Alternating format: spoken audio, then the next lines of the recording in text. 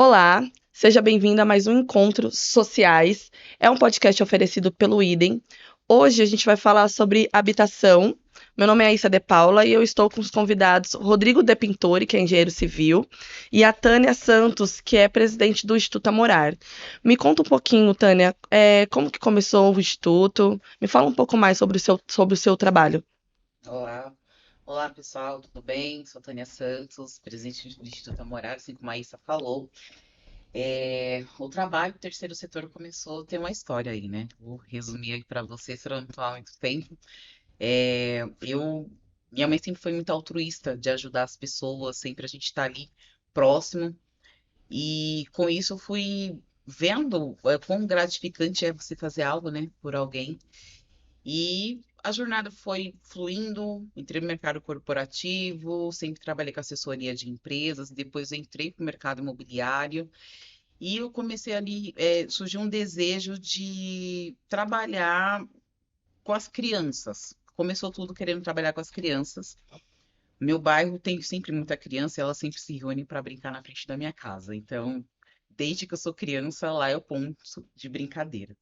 E aí, com isso, vira e mexe, eles tocam campainha, saem correndo, e aí eu vou lá dar bronca. Ai, tia, vem depois conversar comigo um pouco mais, você quase não vem aqui falar com a gente. Eu falei, poxa vida, eles estudam de manhã, ficam à tarde na rua, e quem estuda à tarde fica de manhã. Acho que eu vou pegar um terreno, vou construir um prédio e vou ali fazer uma parceria com o município para quem estuda de manhã ficar à tarde, quem estuda à tarde ficar à noite, porque até então, ficar no período da manhã, porque até então não tinha o ensino integral como tem hoje, né, em algumas escolas. E aí fui conversar com os meus amigos, falei, olha, eu quero fazer isso. Aí um amigo meu falou para mim, você tá louca, não é assim que funciona, você tem que ter um instituto, é uma associação, tem que ter documento. Eu falei, então é um pouco mais diferente do que eu imaginava. Um pouco mais E sério, né? exatamente. E aí, por ser já atuar na área de gestão e planejamento, eu falei, então agora eu preciso aprender como é que funciona isso. E aí, com isso, eu tinha a opção ou ir para a faculdade ou começar a fomentar negócios dentro do terceiro setor, parcerias e aprender como é que funcionava na prática. Optei por aprender na prática. Passei por alguns projetos, algumas instituições, e aí falei, tá, e agora? Existem diversas vertentes para a gente se trabalhar dentro do terceiro setor. E aí, por conhecimento até, eu falei, vamos olhar o mercado imobiliário. E aí eu fiz meu estatuto, ficou engavetado por bastante tempo, mais de 2 anos.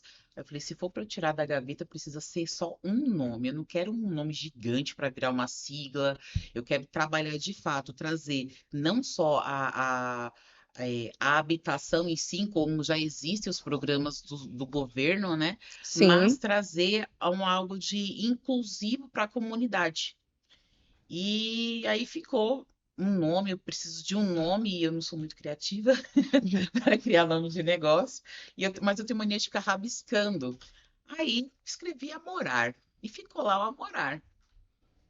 E nessa daí já atuando, fiquei 8 anos, basicamente fiquei um ano em cada instituição justamente para aprender como é que funcionava a tramitação. Partindo daí, surgiu, escrevi a morar num dia, depois eu olhei assim e falei, o que que significa essa palavra? Fui pesquisar. Aí eu descobri que significava guardar, proteger e zelar. Eu falei, pronto, é o nome do instituto. É o que eu queria. É o que eu queria. Nossa, E aí eu fui, pesquisei o nome, não tinha nada com esse nome. Eu falei, pronto, é o nome do meu instituto, Instituto Amorar, porque se a gente for ver, a gente tem morar e amor dentro da mesma palavra. Legal. Então, assim, fechou de uma forma, eu falei, é isso. E aí começamos a formar a diretoria, equipe super técnica, experiente de terceiro setor, porque a gente vai lidar de fato com pessoas que precisam de atenção, né? Migrar famílias de local precisa de uma inclusão, ou seja, um trabalho diferenciado. E aí surgiu o Instituto Amorar. A gente já tem projeto aí em andamento, finalizando legal, algumas questões burocráticas e logo estaremos ali com os nossos primeiros lançamentos. legal. E você, Rodrigo, me fala um pouco mais. Você é engenheiro civil. É Me isso. conta um pouco como que você começou. Sempre foi a sua primeira opção? Não, eu comecei como técnico de segurança do trabalho, né? Nasci ali na região de Carapicuíba, meus pais não tinham tantos recursos, né? E eu comecei primeiro fazendo um curso técnico para poder, com o tempo, ter os recursos para poder fazer engenharia. Mas eu sempre trabalhei na área da construção civil. Então, por isso que eu acabei migrando para como engenheiro civil. E tô aí até hoje aí, já tem uns, tô com 28 anos já como engenheiro civil. Já tive empresa, já construí, já trabalhei para os outros, quebrei, voltei, e assim, né? A caminhada ela continua, né? Me fala um pouco mais sobre os seus projetos de habitação. A gente conversou um pouco antes da gente iniciar o podcast e a gente falou bastante sobre a questão da estrutura, né? Que você tem um projeto que você trabalha a família. Me conta um pouco mais como que funciona. Então, o cenário que a gente tem hoje, dentro das comunidades, com esse trabalho que eu fiz, né, dentro de instituições parceiras, a gente lidar direto com a realidade das pessoas. Então, está muito próximo das famílias, entender qual que é o calcanhar de Aquiles dela, foi gerando ali material para construir o projeto. Então, qual que é o foco principal hoje do Instituto Amorar?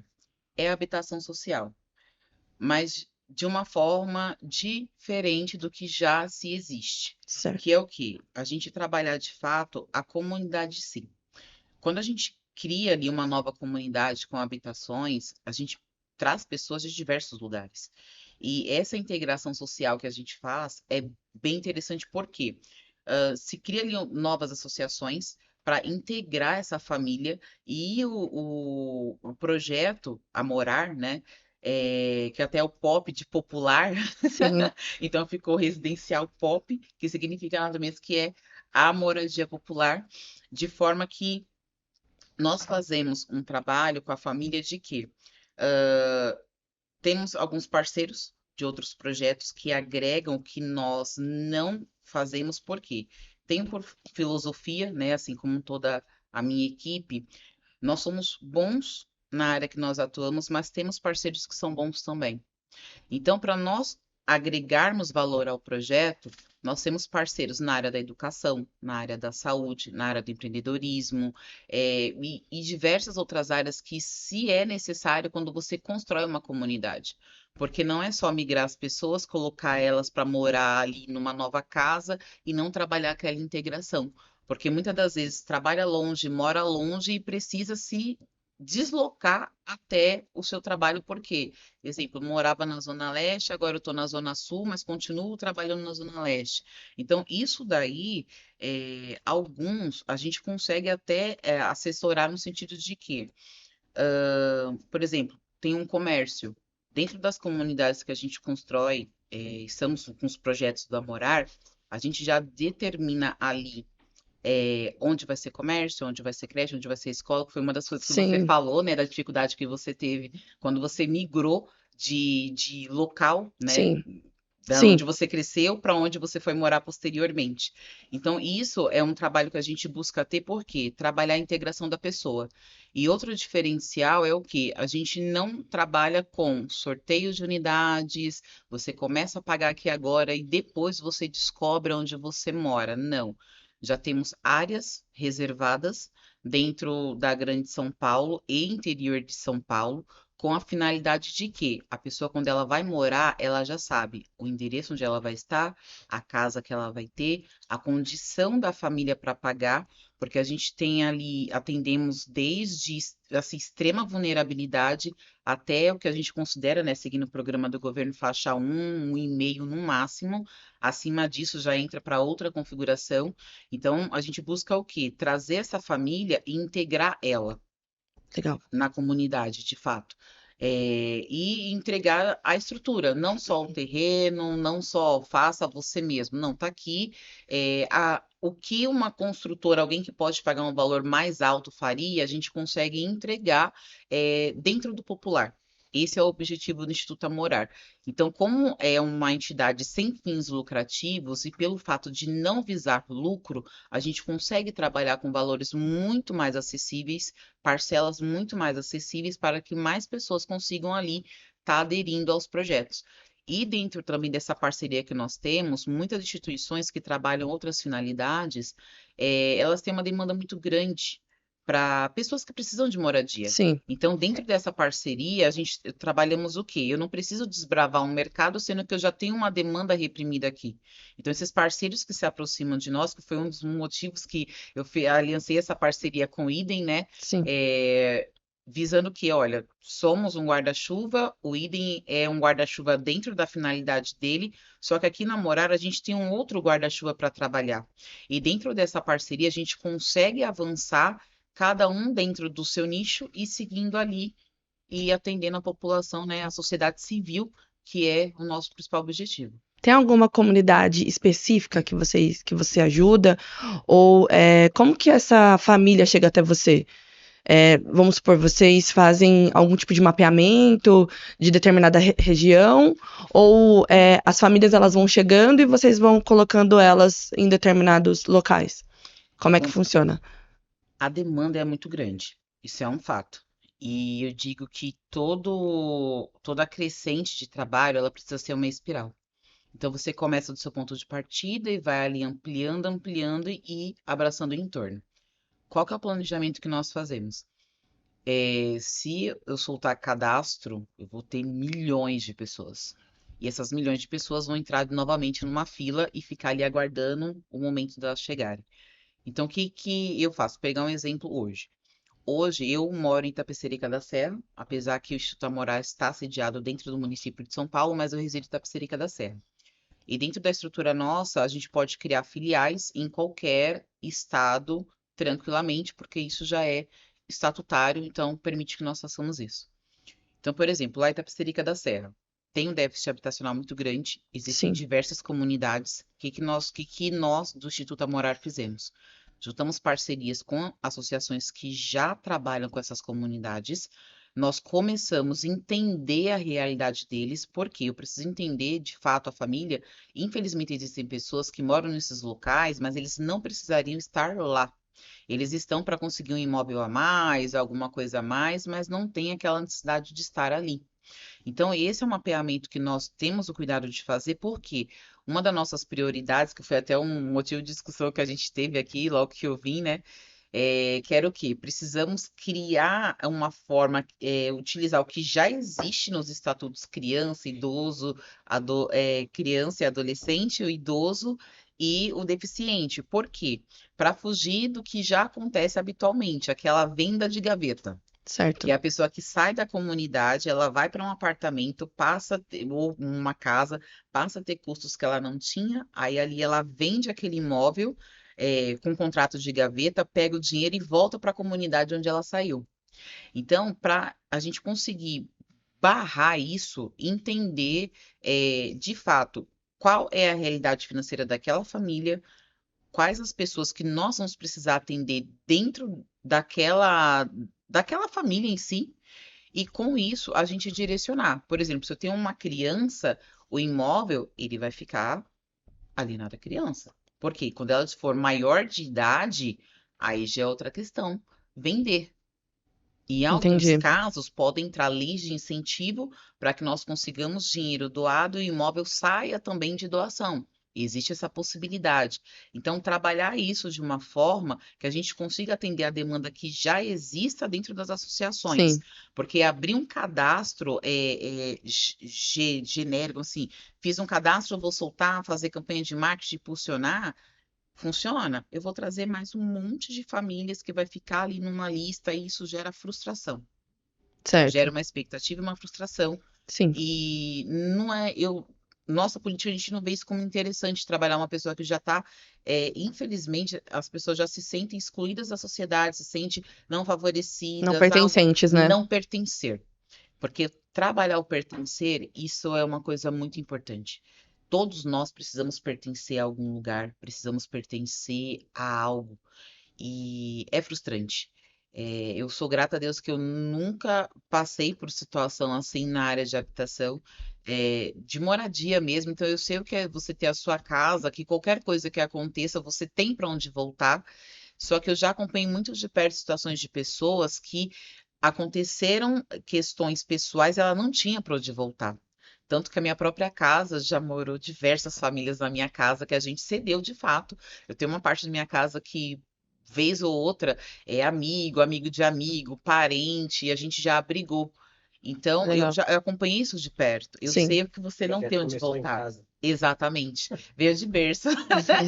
Eu falo que é o legado que eu aprendi com a minha mãe e vou levar aí. É um legado que a gente deixa. Sim, Que é o que eu sim, digo, que você deixa legado nas pessoas, que é essa parte de trabalhar o pertencer, e para as pessoas, que é um bem material sim. que a gente está deixando ali para alguém que não tinha expectativa. Sou corretora de imóveis. Tenho Cresce. E eu comecei trabalhando na área com imóvel de alto padrão. E quando eu fui fazer um projeto popular, eu falei, popular, tá bom, vamos fazer, né? Precisou, chamou.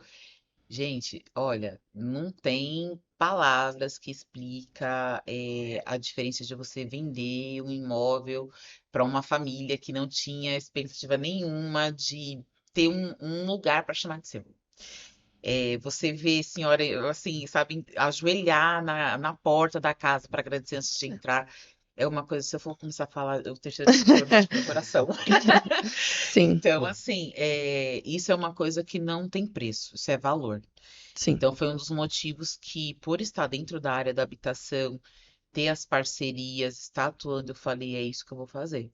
E o que a gente não se dispor a fazer, vamos focar nisso, mas vamos trazer parceiros e aliançar o máximo de parceria que a gente tenha, tanto com quem já está dentro do município, né, que tem ali a demanda, ou dentro do bairro, quanto com as instituições maiores, para a gente trazer para atender aquela população que está ali esperando alguém, porque infelizmente, como se dizer, a gente tem um desequilíbrio social muito grande, sim, né? sim. E é isso que pega mais, e eu digo que é o que o terceiro setor veio para resolver. Ó, já É, falei, me emociono, já vem ó, é o isso, mundo né? fica marejado. É bacana esse trabalho que você não faz só a pessoa, né, se auto-pertencer, ela também pertence a algum lugar, né?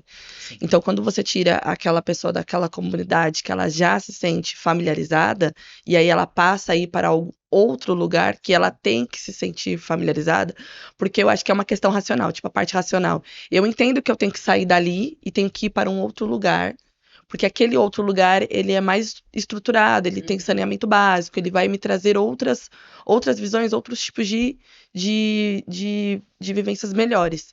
Só que aí tem a questão do sentimento, né? É, aquelas famílias já apedrejadas, aí chegam num lugar diferente, não se sentem confortáveis, porque até você se sentir confortável num lugar diferente é difícil. E também tem a questão da criminalidade, tem a questão como é que fala? A falta de estrutura, né? De estrutura tanto psicológica quanto financeira. Então, esse Uhum. seu projeto ele é muito bacana nesse quesito. E quando você fala de acolhimento de família, é mais interessante ainda, porque quando eu me mudei para o conjunto habitacional, eu era adolescente. E aí eu saí de um bairro que eu tinha vários amigos e fui para um outro bairro que eu não conhecia ninguém. Então foi bem difícil essa trajetória, né? E aí eu senti falta de um centro da juventude, que é uma coisa que tinha no outro bairro, de um lugar assim que, como é que fala? Para os meus pais, certo, mas e para as crianças e para os adolescentes? Aquele lugar é pertencente para eles também? Então é bem bacana essa sua parte.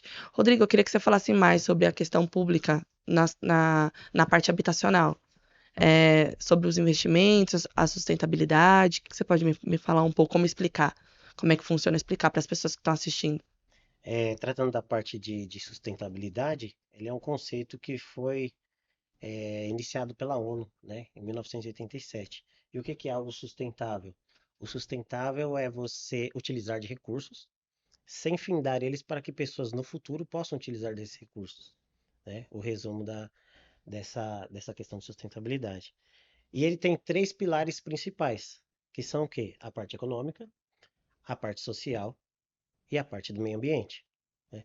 Quando a gente fala, vou dar um exemplo de uma obra que eu estou fazendo recentemente, 60 apartamentos ali na região de Carapicuíba. A parte econômica, você realmente ganhar o lucro e as pessoas que vão ganhar por meio disso daí, que são os colaboradores, né? A parte social, o que ajuda uma construção de um prédio de parte social? Lá era um terreno que estava abandonado. O pessoal jogava entulho, o pessoal pulava, o pessoal fazia bagunça lá nesse terreno. A partir do momento que a gente entrou, isso daí acabou. Então, acabou com a sujeira do terreno, acabou com o pessoal pulando, então ficou mais agradável de se morar, até mesmo porque o prédio vai ser uma vista mais bonita do Sim. ambiente. E a parte ambiental que a gente cuida nas nossas obras é o quê? Lá nós temos coleta seletiva, nós fazemos a venda de materiais recicláveis e também vamos ter uma caixa para captação de água. Ou seja, em vez da pessoa do condomínio posteriormente estar usando só a água da rua provinda da Sabesp, eles vão poder estar utilizando essa água de reuso para limpeza de quintal, né, e afins.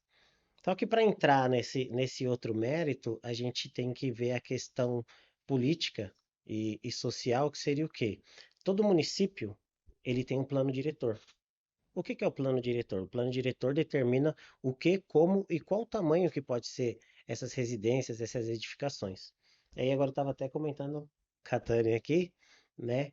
Muitas vezes a pessoa vai construir, legal que a pessoa, no caso dela, de poder fornecer uma casa para essa pessoa, mas essas pessoas da comunidade, muitas vezes elas vão construir e não procuram um profissional habilitado, um engenheiro ou um arquiteto. Aí o que é que ele faz? Chama o pedreiro da esquina. Ah, ele já fez um monte de casa, ele já fez um monte de coisa, então ele vai garantir para mim. Mas na verdade, se você for ver a fundo, ele está cometendo um erro. Ou ele vai gastar demais, excedendo em quero ser seguro, então vou fazer uma viga bem mais reforçada, ou ele vai gastar demais, ou ele vai gastar de menos, e é uma coisa que a gente tem visto agora comum na TV. Você liga a TV, vira e mexe, você vê, casa caiu. Sobrado não sei na onde caiu. Por quê? Por causa dessa falta de procura dessas pessoas em procurar um profissional especializado. Aí essa ideia do plano diretor que determina o tamanho que pode ser a área, os recuos. Por exemplo, você vai construir uma casa, ela tem que ter um recuo frontal, um recuo lateral, um recuo no fundo. Então, o que que isso quer dizer? A pessoa compra um terreninho lá, eu falo, eu comprei meu terreno 5 por 25, eu quero construir tudo. Eu não quero deixar espaço nem, eu vou aproveitar tudo. Porque ela acha que está se beneficiando disso. Mas na verdade ela acaba com a iluminação e ventilação da casa dela. Ela fica morando num ambiente não tão bom, talvez propício a mofo, ou seja, um local muito frio. Então, como é que essa pessoa vai ter acesso a isso? E aí a gente entra nessa parte política. Eu acredito que a política em si poderia ter uma fiscalização maior na parte das pessoas que constroem. E também a educação. Acho que o principal de tudo é a educação. Educar a pessoa para que ela saiba quanto que ela pode construir, como que ela pode construir, qual o tamanho que pode ser a casa dela. Acho que isso tudo aí é interessante, né? Esse serviço, quando você fala de que as pessoas elas acabam optando por procurar algum profissional da área, você não acha que também está ligado à questão do custo? Porque, assim, para você fazer todo esse tipo de trabalho, é um custo. E, às vezes, para uma pessoa que está fazendo algum projeto de habitação, ela tem um valor, né, específico que vocês têm que gastar. Acho que a Tânia pode falar melhor sobre isso. Mas eu acho que, como é que fala? Não tem, assim, algum problema na questão de custo, então, acho que você entendeu muito bem onde eu tô querendo chegar, né? Sim. Há de comigo que é basicamente trocar cesto meia dúzia. Por quê? O que que acontece?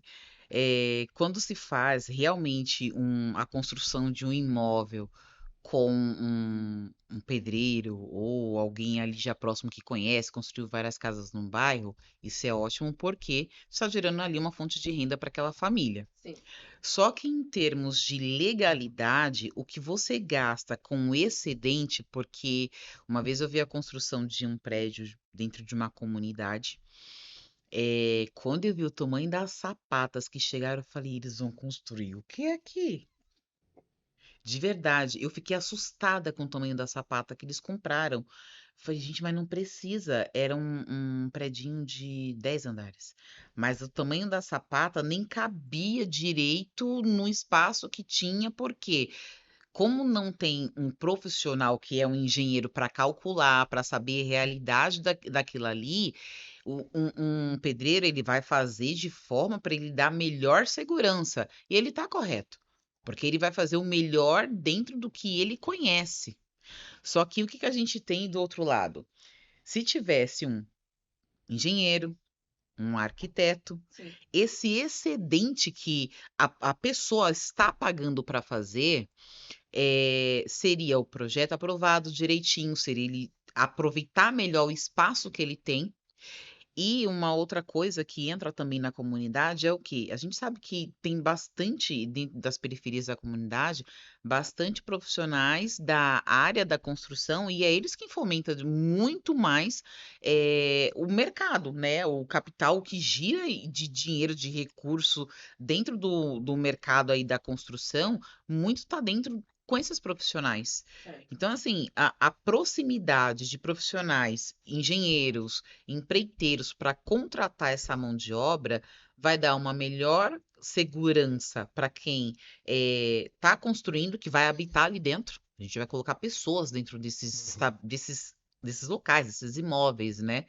E também vai trazer com que mão de obra para as empreiteiras, que a gente sabe que é uma dificuldade de mão de obra, e para o profissional ele tem benefícios, porque ele não está mais sozinho ali descoberto. Ele vai ter uma previdência, vai ter um plano de talvez uma aposentadoria, vai adquirir uma experiência que ele não tinha. Então, o que se vê muito é informação, é a forma com que você aplica a informação. Porque trabalhar de forma legalizada sai muito mais barato do que você trabalhar de maneira informal. Sim.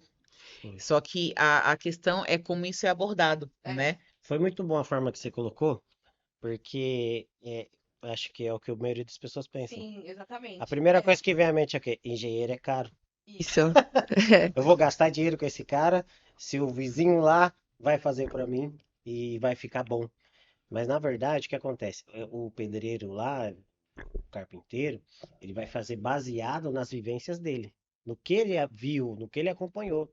Ele não é um cara tecnicamente formado para falar, ó, aqui precisa de uma viga X, o aço tal, o FCK de concreto. Ele só vai fazer lá, colocou as tabinhas, colocou o ferro dentro, concreto para dentro.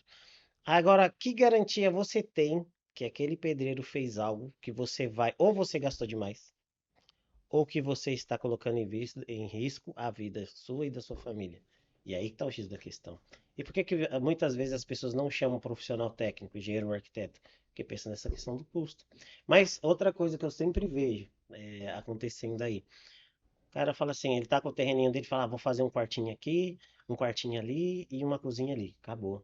Quando ele começa a levantar as paredes, ele fala, não, vou colocar mais um quarto, porque no futuro eu vou ter um filho.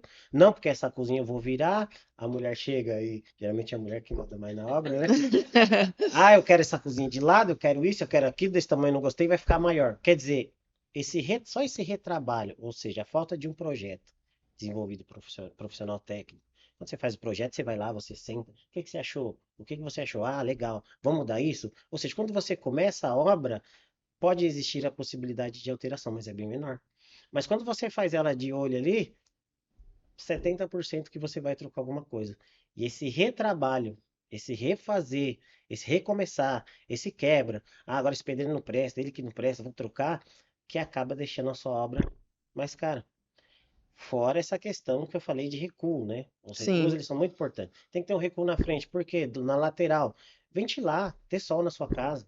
Mas a pessoa não pensa nisso, ela quer fazer tudo, quer fechar tudo, vive como se fosse um porão, um local fechado. Que a urgência tem um terreno, preciso me mudar. Eu preciso construir alguma coisa. Precisa sair. É a primeira coisa que se pensa. E Sim. você falando do retrabalho, eu me lembrei aqui, uma pessoa próxima a mim, ela fez a parte de baixo da casa dela, e ela fez com engenheiro. Tanto que o espaço das vigas ali é muito maior, coisa que quando você contrata um pedreiro ele não faz, porque ele não tem a experiência de calcular o que, assim, Necessário. o necessário. Ele não garante, né? Não consegue. Então, o que que ele faz? Você encontra muitas casas dessas, são ambientes que poderiam ser muito mais espaçosos, são claustrofóbicos.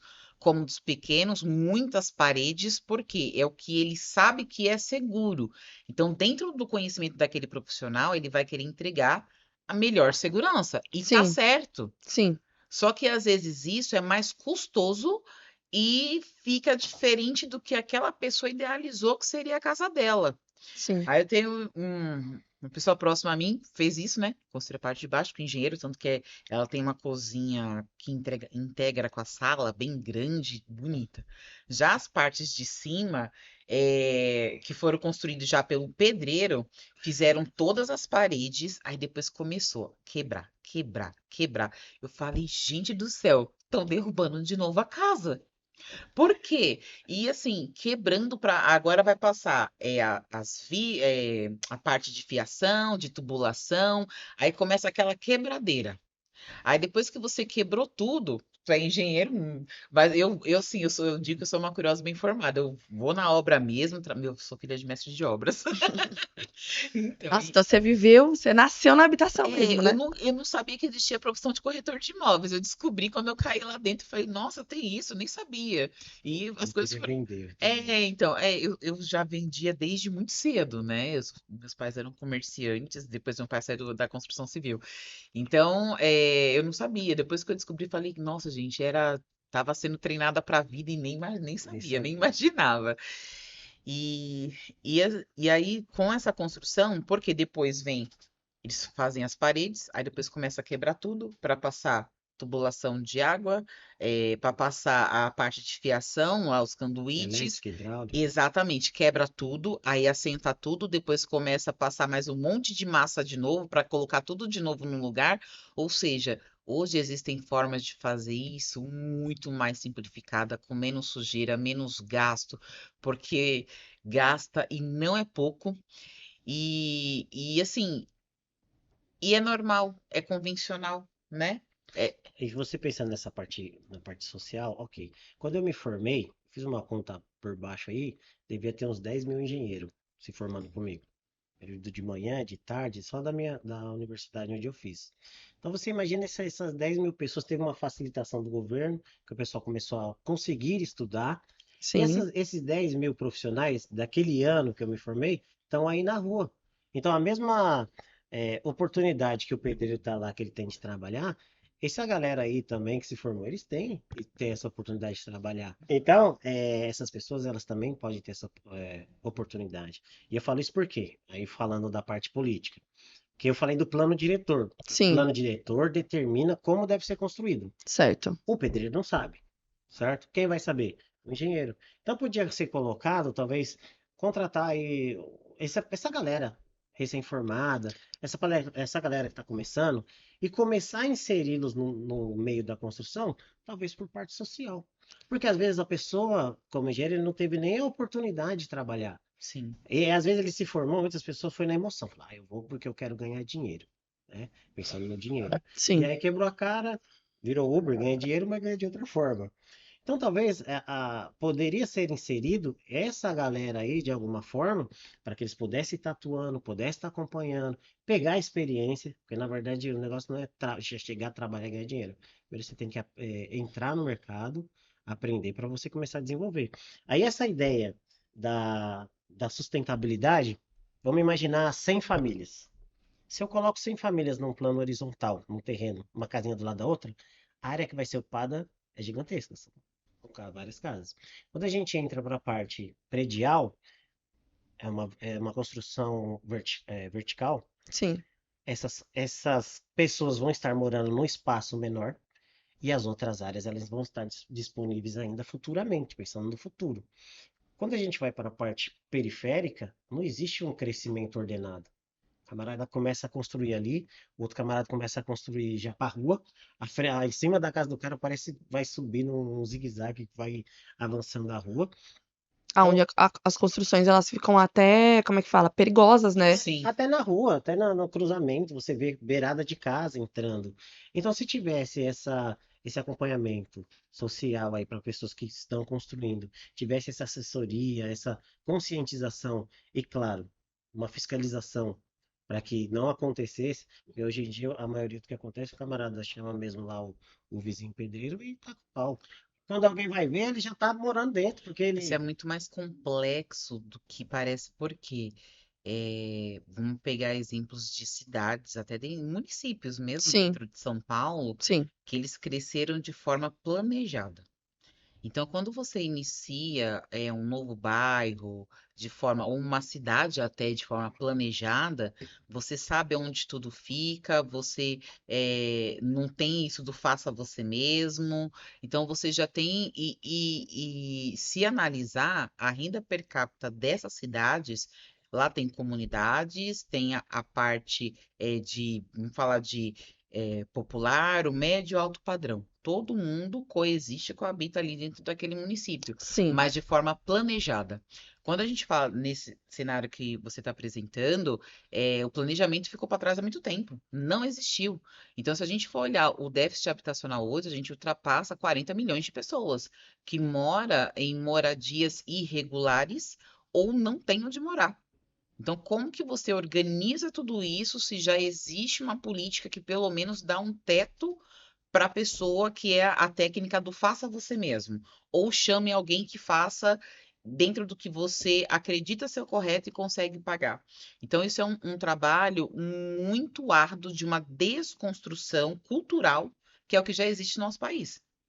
Então, quando a gente fala de uma desconstrução, uma construção cultural, é um trabalho que tem que ser feito ali constante e gradativo para que dê certo e funcione, porque é necessário. até que se apresente até uma estrutura correta, né? Como você está falando. Exatamente. Quando você coloca, né, a questão do seu trabalho, e você apresenta para aquela periferia ou para aquela pessoa que ela está indo para o conjunto habitacional, que o seu trabalho é importante, é exatamente esse crescimento de. Essa, como é que fala? Não é crescimento que eu falo, é a inserção de conhecimento referente àquela estrutura de Conhecimento. vida, né? Sim, Que geralmente não é apresentado. Então, é aquilo, né? A gente constrói no lugar que é disponibilizado ou que a gente invade, que sim. ultimamente as periferias elas se constroem assim. Uhum. E aí eu percebo que o governo, para minimizar, eles retiram essas pessoas, colocam em outros locais para tentar resolver um pouco o déficit habitacional, né? E aí, entrando um pouco nisso, como que vocês conseguem enxergar, assim, como que podemos resolver esse problema de déficit habitacional? Então você vê que mesmo você dando condição, e é uma fala que a Tânia colocou no começo quando ela começou a se pronunciar, né? A pessoa ela sai daquele meio, ela ganha a casa, ela tá no lugar bonitinho e ela faz o contrato de gaveta. E vai para onde? Ela volta.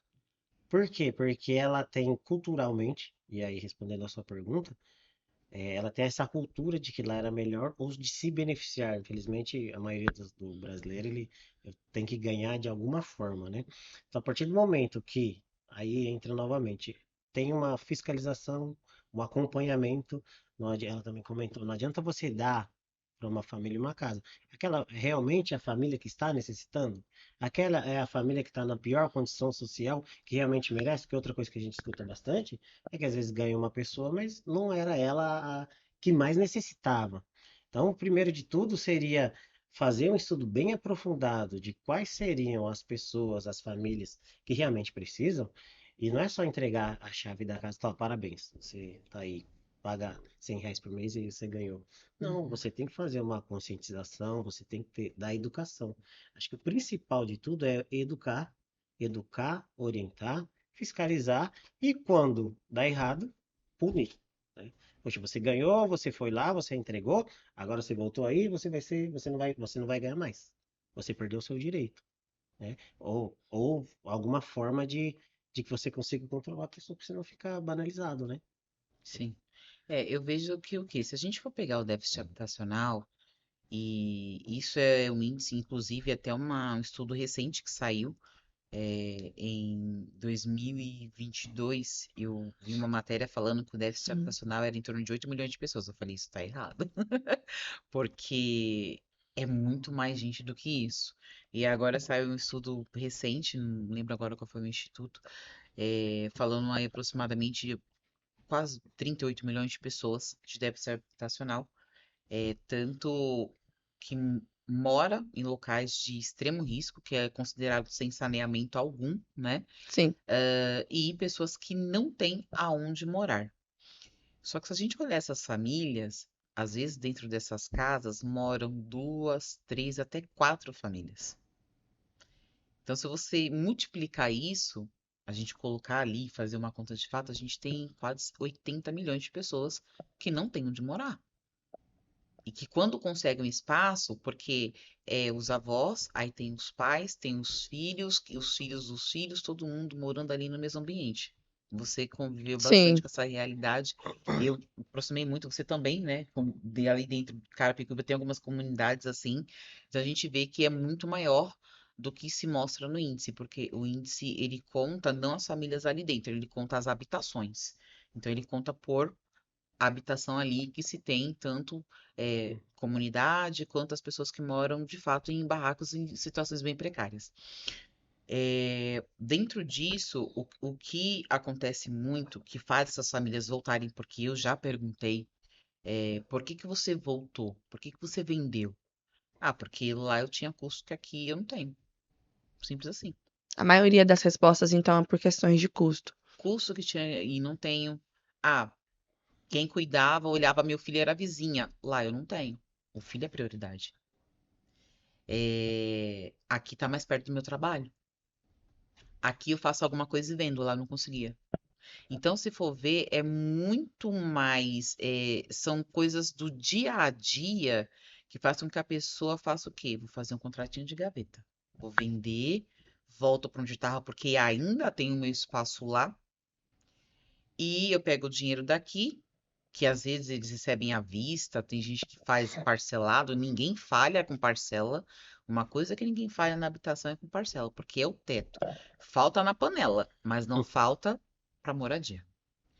Então, assim, a questão é muito mais minuciosa do que se parece. Sim, E existem sim as pessoas que agem de má fé, tá lá sem precisar, entra propositalmente para depois vender. sim, Aí sim, realmente cabe algo que permita com que essa pessoa nem consiga chegar lá e conseguir.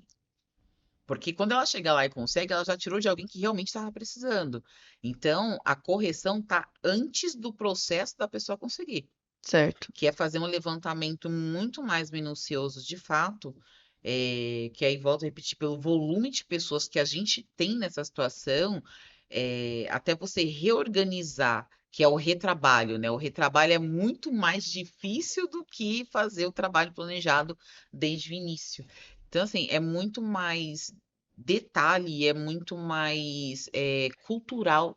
Pegar novamente a questão cultural, porque é cultural. Entendi. É automático. Uma pessoa, não vou achar uma ocupação, vou achar uma invasão, vou buscar dentro da favela, da comunidade lá, aonde eu acho um barraco para eu morar. E aí vem todo mundo e se instala ali. Ah, veio os planos do governo, fez inscrição de todo mundo. Tem gente que está mais de 30 anos nessas listas esperando. Até agora não saiu. E não Vocês, tem previsão. vocês acham que os imóveis públicos vazios, né, que atualmente eles não têm manutenção, ninguém ocupa, é, tem algum projeto público que essas pessoas que não têm moradia poderiam ocupar? Existe sim. A Prefeitura de São Paulo, ela tem já parceria com algumas instituições, né, que já atuam dentro do município, de revitalizar esses imóveis que estão abandonados. Tem muitos prédios residenciais que foram tomados, eram de bancos, eram apartamentos que foram sendo desocupados sem manutenção. Então, existe um volume muito grande desses imóveis dentro do município de São Paulo. E eu sei que tem um programa do governo que é justamente fazer essas parcerias, liberar recursos para fazer o retrofit e essas pessoas passarem a morar. Principalmente pessoas que moram em abrigos hoje dentro do município, porque existem assim centenas de pessoas que moram dentro de abrigo porque ou era usuário, tá passando por um período ali de reinserção na sociedade, ou ainda está nessa fase de transição, ou porque perdeu tudo, tem famílias inteiras. Então, tem diversos cenários e já existe sim um programa para isso. Um outro programa recente agora que liberou. Gente, eu sou muito ruim com nomes, eu sei que tem os programas, mas não vou lembrar os Tudo nomes, tá? bem. Então, assim, não precisa nem cortar essa parte. E assim, tem que é o quê? Eles estão por adquirir muitos imóveis de baixo custo, que são os populares, ali unidades de 36 metros quadrados, até 47 ali, que pega o popular mesmo, que Certo. é justamente para começar a atender boa parte dessa demanda que já existe Tentar cadastrada diminuir, dentro né? do município. Esse déficit, né? Isso. E também tem um projeto que eu estava vendo que é Lar. Precisava olhar aqui, vou olhar falar para vocês um projeto Sim, bacana, que é do antigo CDHU ali misturado com Coab, que sim, trabalha tanto casas vertical, né, quanto sim, o horizontal, para começar e de fato iniciar esse trabalho de mudar a realidade dessas pessoas, né? É um trabalho árduo, é um trabalho, falo que é de formiguinha ali, de grão em grão, mas quando a gente fala assim, mude o mundo, cada um de nós somos um mundo. Eu sou o meu mundo, Cada um tem você o sua seu, você o realidade, seu. né? sim, Então, se eu mudo o meu mundo à minha volta, essa pessoa que está à minha volta vai ser um agente de mudança junto comigo, do mundo dela, e aí começa, que é o que eu digo, todo crescimento, ele é uma espiral. Porque você começa do centro e você vai indo e volta, indo e volta. E isso é o que de fato pode fazer uma grande diferença. Não a curto prazo, isso seria, nem a médio, isso seria muita pretensão falar a médio, curto prazo a gente vai conseguir, não vai. Mas o início disso, o start disso, é que são as sementes que a gente está plantando e vamos começar a colher essas mudanças. Porque, como você mesmo disse, né? Quando a gente pega essas comunidades, realoca a pessoa em outro local, você já tem aquele espaço ali livre para fazer novamente já uma comunidade, colocar mais pessoas ali dentro, com saneamento, com estrutura, com a base de fato, que é o que precisa a sim, família, que é o lar, né? sim. A família é o lar e o lar ele é prioridade. E é o que está na Constituição, né? Sim, Que a pessoa que ela tem direito ao lar na Constituição, que foi sancionada em 2000, que é um lar que não está apenas ligado com a residência. Ela tem que estar ligada, ela tem que proporcionar saúde mental, saúde física, não só para um indivíduo, mas para toda a família em si que está residindo naquele local. É, mas vamos para uma segunda parte, né? Aquela pessoa ela conseguiu aquela casa ou aquele apartamento. E como que funciona a manutenção? De pintura, estrutura daquele apartamento, há um acompanhamento. Você, como engenheiro civil, já viu esse tipo de acompanhamento? Você sabe como que funciona? Então, na parte que eu faço, que é a venda, né? Sim, Existe uma questão de manutenção que a construtora ela dá. Mas manutenção básica, ela deve ser realizada pelo morador. certo. E aí eu vi uma coisa que ela comentou, que a Tânia comentou, que eu achei muito interessante, que eu acho que o problema é muito mais a cabeça da pessoa. Quer ver? Ela chegou num ambiente novo, onde ela poderia procurar novas oportunidades de crescer, novas oportunidades de renda, mas ela está presa ainda no que ela viveu. Ela fala assim, puxa, mas lá olhava meu filho. Puxa, mas lá eu vendia juju na rua. Puxa, mas lá. Peraí, mas isso daí você vê como limita a mente da pessoa e é de modo a que ela queira voltar. Sendo que ela tá ali numa casa, com estrutura, tem água, tem luz e tudo mais, mas esse zelo da parte interna, vamos falar da parte interna do imóvel, ela tem que ser do Do morador. morador. Imagina ele tá lá, ai, queimou minha luz. E agora? Puxa, vida, queimou minha luz. Ah, agora eu vou ter que ver, vou embora. Queimou a luz. Então, ele é simples, ele vai lá, compra uma lâmpada, R$ 10, troca uma lâmpada, Sim, né? Ah, comprar uma lata de tinta aí o faça você mesmo, acho que é válido. Né? Não, não envolve estrutura, não envolve... Se for uma parte mais técnica, troca de piso, alguma sim, coisa, tem que ter um acompanhamento técnico. Poxa, eu vou trocar um piso do meu apartamento. Aí precisa ter um responsável até. Por quê? Porque ali você está colocando uma carga na edificação, tem uma parte de impermeabilização que precisa ser feita, precisa ser um estudo da estrutura, se, o que pode ser feito ou o que não.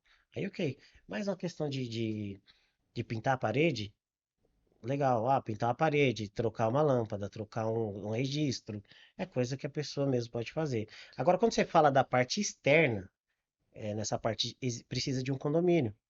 E aí precisa do quê? De uma organização. As pessoas precisam se organizar ali e, por meio do condomínio, juntar um dinheiro, porque essa manutenção preventiva dessa pintura, uma jardinagem, uma iluminação, ela vai ser necessária. E as pessoas que estão naquele meio, elas precisam se organizar para que aquilo aconteça. Porque já pensou, a pessoa ganha ou trabalha, conquista, compra e acha que vai para sempre estar ali, Entendi. alguém vai me suprir. Eu vou ficar aqui de boa porque alguém vai me suprir. A pessoa ela tem que.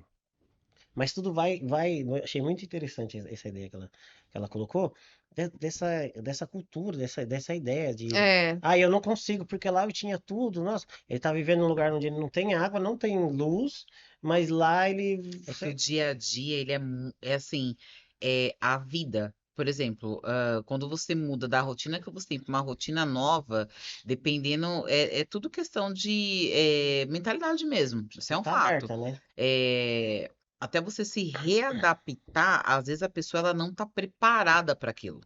Então, isso faz com que ela volte e retroceda para o início. E aí, quanto à questão das manutenções, legalmente a gente já tem por lei aí tem a garantia mínima quando você faz legalmente uma construção Uhum.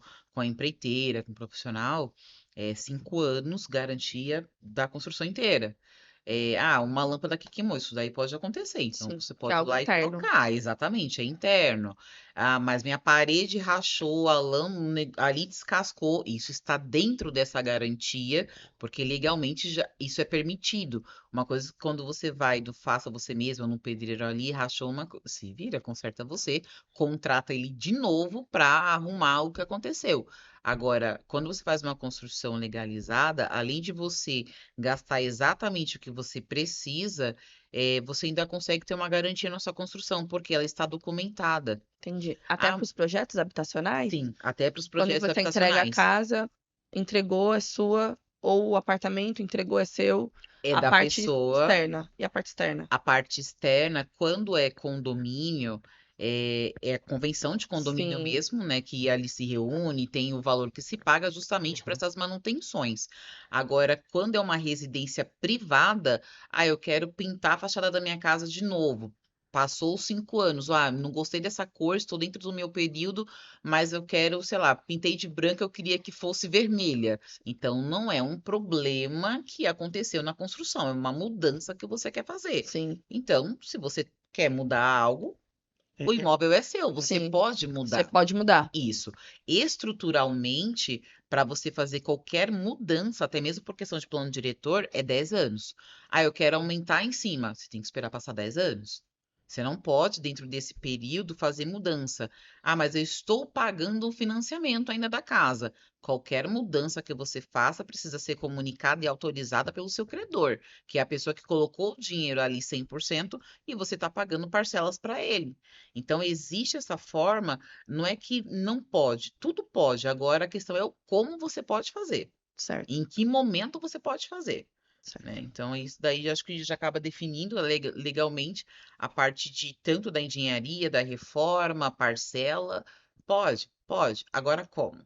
Então, vai muito também da comunicação, né, que se tem com o profissional que fez, para a gente poder avançar. O programa do governo é o É, eu vi Pode que você Entrar. achou. Eu vi aqui, achei. Legal. só para esclarecer Sim. essa questão da garantia, né? Uhum. Porque é uma coisa que o pessoal sempre bate. É 5 anos, é Sim. 5 anos, é 5 anos. A garantia de 5 anos, e aí a gente tem uma NBR, que é a norma brasileira regulamentadora, que estabelece, ela é para a parte de estrutura e parte de infiltração. Qualquer Certo. coisa que garanta a estabilidade e resistência da edificação. Certo. Mas dentro dessa norma, ela especifica algumas características que ela não tem a duração de 5 anos. Por um exemplo aí, PU, que é a borrachinha em volta da janela. Se eu não me engano, ela só tem duração de 2 anos, porque é algo que ele vai degradar com o tempo. Então ele precisa da manutenção da pessoa. E eu já passei por impasses com isso daí. Não, mas o problema é 5 anos. Eu falei, calma, não é 5 anos para problemas estruturais. Então isso tem que ficar bem claro. Sim. E tem pessoas que às vezes acionam a gente por coisas muito simples, tipo assim, acabou a luz da.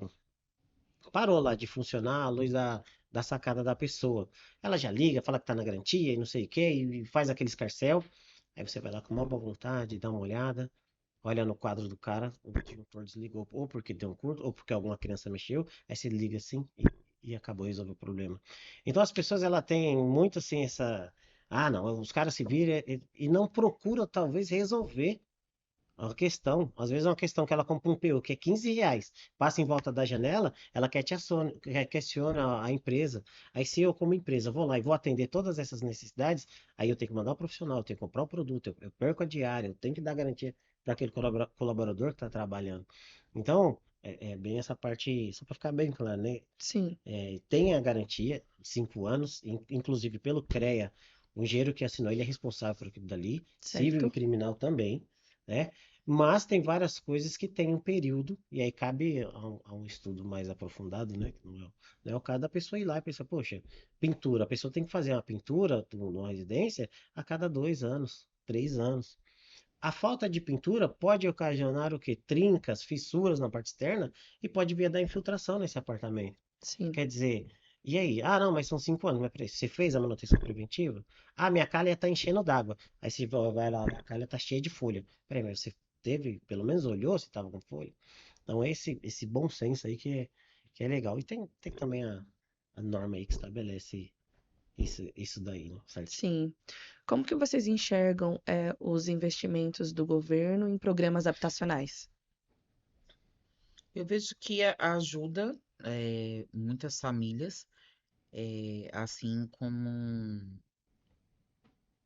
posso dizer, não criticando, né, mas atentando Sim, ao que de fato acontece na triagem dessas famílias. Eu acredito que poderia ser algo muito mais criterioso para beneficiar mais pessoas que realmente têm a necessidade. Eh, a questão aí, falando já mais é política pública, né, sim, de a gente acha que a gente já há muito tempo dentro do mesmo viés, sabe? Começamos assim e permanece da mesma forma. Programas habitacionais, não inova, não muda. Hoje existem construções de forma diferente, de baixo custo. Às vezes o valor que se paga é no imóvel, a pessoa pagando uma parcela, você conseguiria fazer, pegar aí pelo valor 1,5, porque 1,5 aí soma 2, você tem 3. E assim, os programas eles ajudam, mas eu acredito que cabe uma revisão para o cenário atual que a gente tem. Porque o cenário de hoje não é o mesmo de 5 anos atrás, que dirá de 30, 20 anos atrás, que é o que, desde quando se existe, é o que vem ali mantendo. Então, eu vejo que é bom, sim, beneficia muitas pessoas, mas eu acredito que poderia beneficiar muito mais. É, eu também acredito que ajude bastante, né? Agora a maior facilidade da pessoa conseguir a primeira casa, né? Que é o plano do governo, até 350 mil, se eu não me engano. Então, isso tem ajudado bastante as pessoas a conseguir essa conquista. E essa parte também de dar o imóvel para pessoas aí que não tem nem condição, talvez, de pagar, eu também acho que tem se desenvolvido legal. Não, mas é uma coisa puxa a outra, né? sim. Eu acho que falta muito também essa parte de. Não adianta você só dar para a pessoa. Falta a estrutura, né? Que é o Instituto Você Morar que tem que faz. dar a condição para a pessoa se manter ali, da pessoa entender o que ela tá. Às vezes, pelo que a Tânia passou aqui, ela ganhou um bem, ela tá no local melhor, mas na consciência dela ela nem entendeu isso. Tipo assim, ela tá, não, eu tô aqui, mas lá era melhor. Não tinha água, não tinha luz, não tinha saneamento, mas lá era melhor. Então ela não caiu a ficha. Acho que o conhecimento. A percepção do que é melhor, os valores de melhoria são diferentes, né?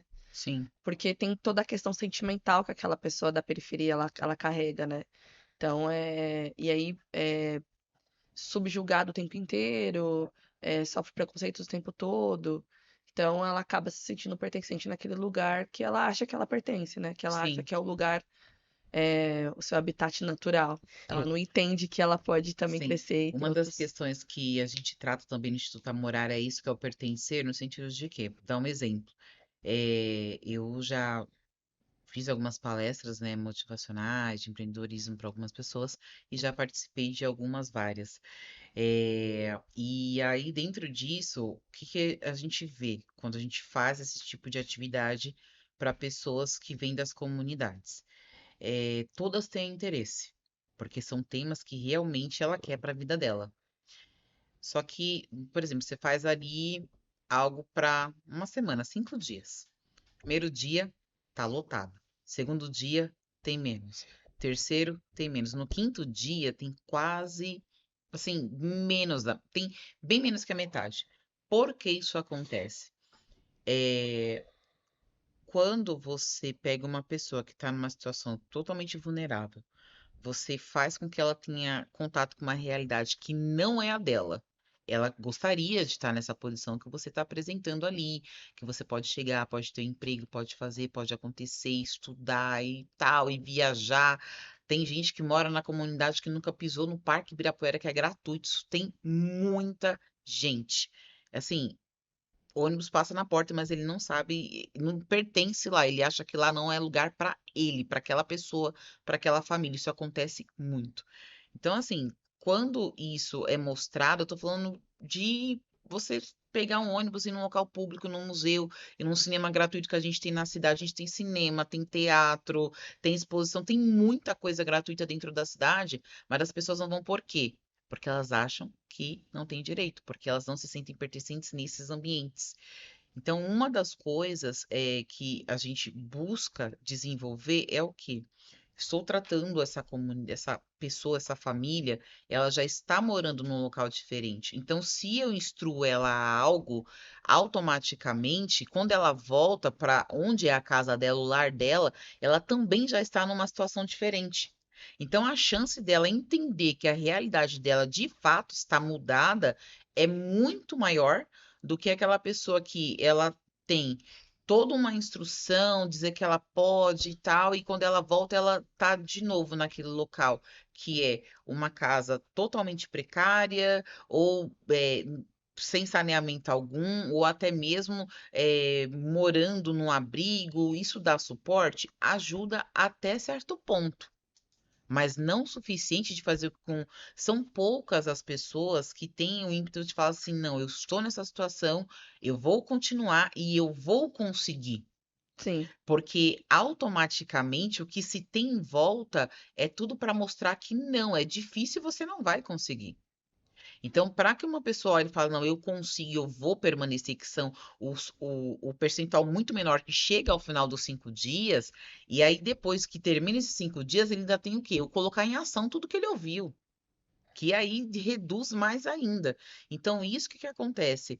É algo, eu volto a dizer, é muito mais criterioso, é muito mais emocional, não é, isso não é sim, racional, sim, é é emocional. emocional do que racional. O racional a pessoa sabe que ela É, precisa, mas o emocional é o que fala muito mais forte, que é o que diz, eu não vou conseguir.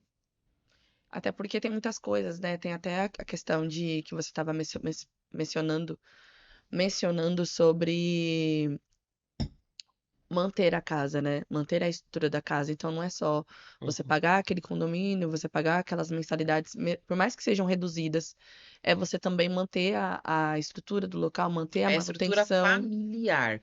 A manutenção, quando você muda recentemente para um imóvel, você vai pensar em manutenção depois de 5 anos no mínimo, porque tá tudo novo até então, Sim, né? Não tem nada que aconteça.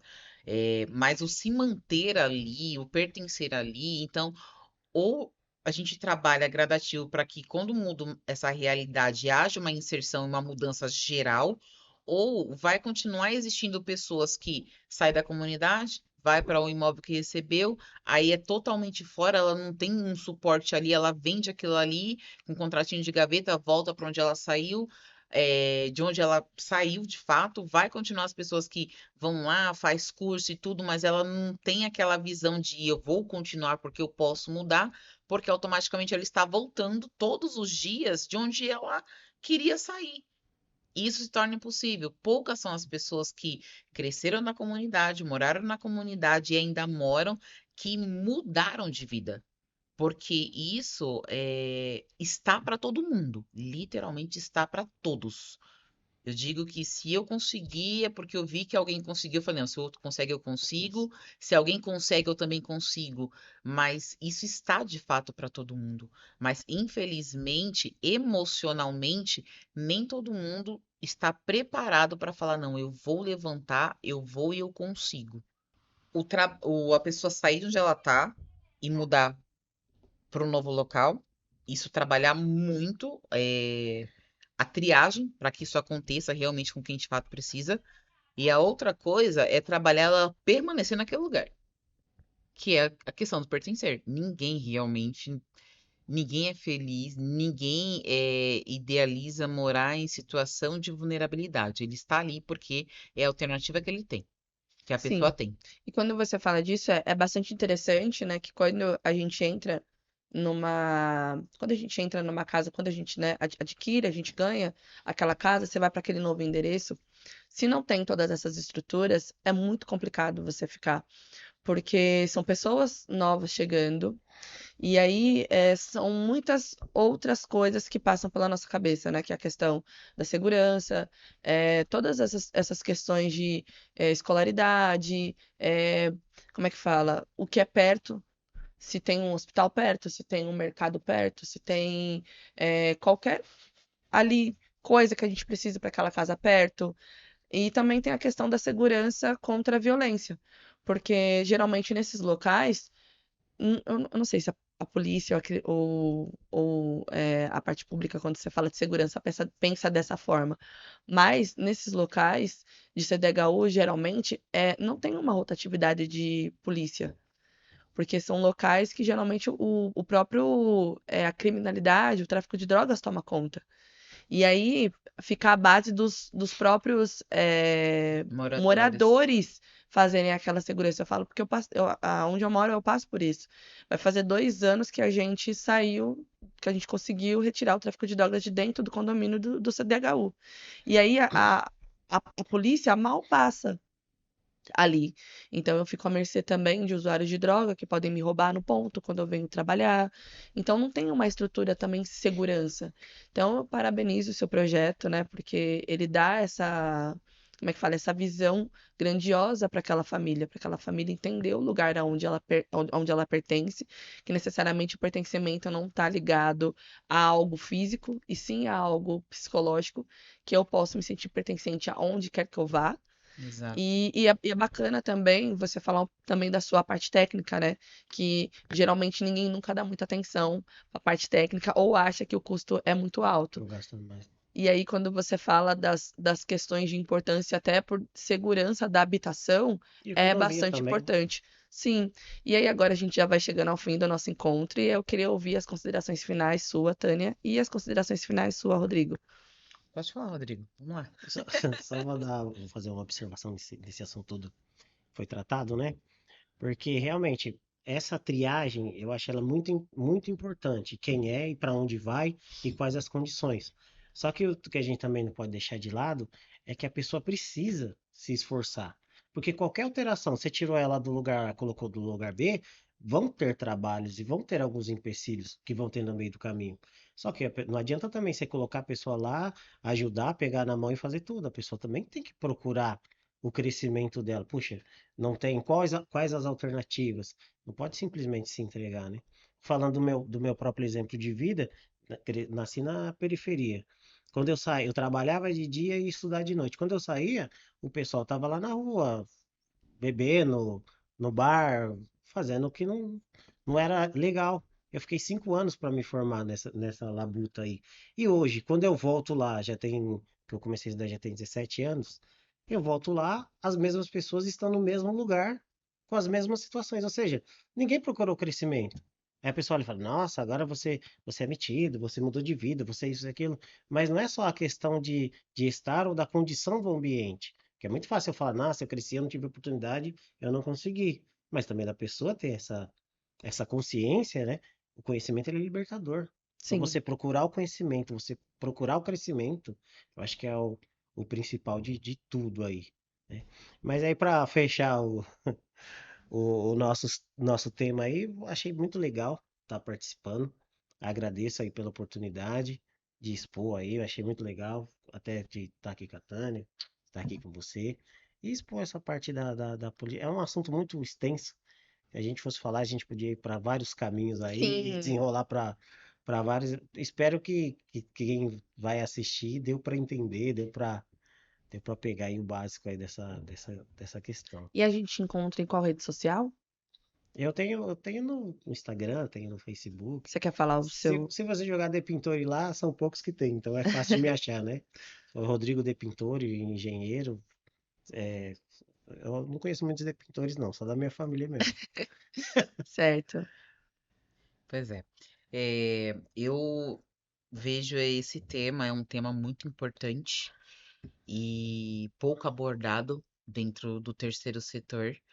Eu tenho essa ideia pelo fato do volume de associações que nós temos, cadastradas mesmo, aberta, funcionando, que não trata esse assunto de forma tão próxima e tão de fato para haver uma mudança, muito por desconhecimento, por isso que o nosso intuito é fazer parcerias com quem já está ali trabalhando dentro do que já é muito bom e a gente juntar e fazer essa parceria aí e conseguir expandir o projeto do Instituto Amorar, né, que são os residenciais pop. É, e é um tema que requer muito mais discussões, muito mais análises minuciosas, porque a gente fala não é só a moradia, são várias vertentes de um povo, é um pequeno povo. No centro a gente tem ali como a cabeça a moradia, mas cada tentáculo é uma ação que precisa ser tomada para que aquela moradia, aquele povo ali continue funcionando, continue vivo. Então, cabe sim mais debates. O tema é extenso, assim como o Rodrigo disse. Se a gente for conversar aqui, for destrinchar, eu acho que a gente vai ficar o dia inteiro e vamos embora ainda com coisas que não abordamos. Sim. Então, por mais pautas assim, mais integrações de pessoas de outras vertentes que agrega a área habitacional, que é o lar, que é a família. O foco sempre é a pessoa, não é a casa, são as pessoas porque se não fossem as pessoas, nós, assim, não existiria nada. Então, as pessoas são o centro, a família ele é o centro. E aí se constrói o lar, a casa. Então, essa é a nossa prerrogativa. Tem o slogan do Instituto Amorar, é olhar um para o outro, é olharmos todos na mesma direção. Então, esse é o nosso slogan, porque quando a gente olha para o próximo, a gente está olhando para a mesma direção. Porque se eu olho para você, eu estou olhando para onde você está olhando e a gente está indo no mesmo rumo, na mesma direção. Então, eu quero agradecer a oportunidade de estar aqui. Para mim foi muito importante poder estar numa mesa discutindo, né, tratando desse assunto, que para mim eu digo que é a menina dos meus olhos, dentro de tudo que eu faço, isso daqui para mim é assim minha paixão mesmo, eu amo o meu trabalho. E até a próxima. E o meu contato para me encontrar é Tânia com TH. Não é Tainá, gente, é Tânia. O corretor ortográfico sempre corrige para Tainá, porque acho que são poucas Tânias com TH. Então, meu Instagram, minhas redes sociais todas são Tânia Santos Oficial. Me encontra lá e de lá tem os eventos que a gente participa, as ações. Também já tem o link para entrar direto nas redes do Instituto Amorar e outros trabalhos e projetos que nós fazemos. Finalizando mais um encontro, eu gostaria de agradecer a presença de vocês. Gostaria também de agradecer a audiência das pessoas de casa. Sigam o Idem em todas as nossas redes sociais e até um próximo encontro.